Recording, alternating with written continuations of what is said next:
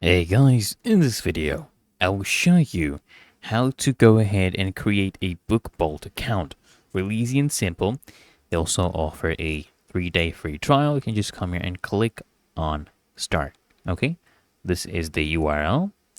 And then all you need to do, guys, on this page is enter your name. Let me go ahead and do that.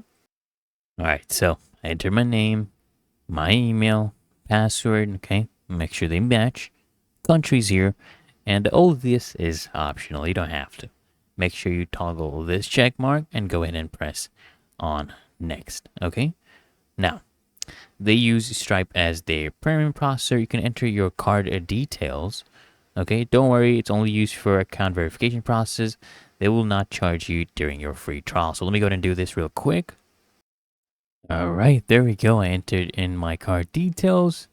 And we have basically signed up, and now they're also asking us to, upgrade to this plan. You can go ahead and do that for now. Okay. And there we go. I have created my account. Really that easy and simple. So I hope this guide provided value to you. And if it did, consider smashing that like button as well as subscribing to Ninja Guide.